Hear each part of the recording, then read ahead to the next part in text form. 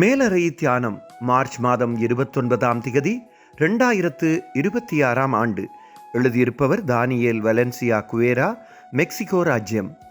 தலைப்பு பரிசுத்த வாரம்.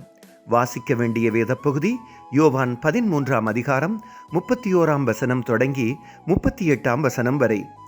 இன்றைய நாளுக்குரிய தியான வசனம் 71ஆம் சங்கீதம் 17ஆம் வசனம். தேவனே, என் சிறு வயது முதல் எனக்கு போதித்து வந்தீர், இதுவரைக்கும் உம்முடைய அதிசயங்களை அறிவித்து வந்தேன். பரிசுத்த வாரத்தை அனுஷ்டிப்பது எனக்கு ஒரு புதிய விடயமாக இருக்கிறது. நான் சிறுவயதில் வாழ்ந்த வீட்டில் கடவுளை பற்றி கற்றிருந்தாலும் நாங்கள் ஒன்றும் பெரிதான விசுவாசிகள் அல்ல. நாளடைவில் கடவுளை விட்டு முழுமையாக விலகிவிட்டோம். எனது வாழ்க்கை பிரச்சனை, அழுத்தங்கள், வேலை, மேலும் பல போராட்டங்கள் ஆகியவை நிரம்பியவையாக இருந்தன.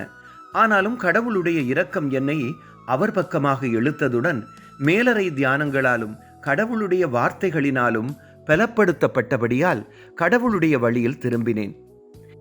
இப்போ பல வருடங்களின் பின் பரிசுத்த வாரத்தில் கடவுளின் கிருபை, இரக்கம், அன்பு, எமது ஆண்டவர் இயேசுவின் தியாகம் ஆகியவை பற்றி தியானிக்கிறேன்.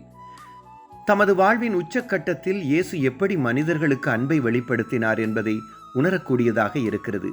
இயேசு இந்த உலகத்திலே வாழ்ந்த காலங்கள் முழுவதும் காண்பித்த நற்குணங்கள் வழியாக அன்பை காண்பித்தார்.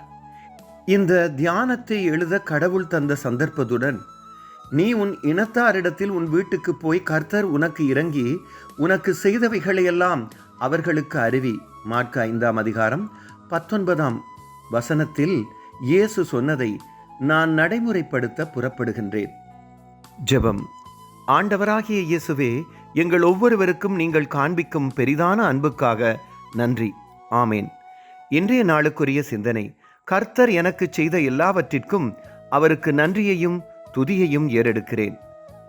கர்த்தருடைய அன்பும் இரக்கமும் வழிநடத்தலும் இந்த நாளில் உங்கள் அனைவரோடும் கூட இருப்பதாக.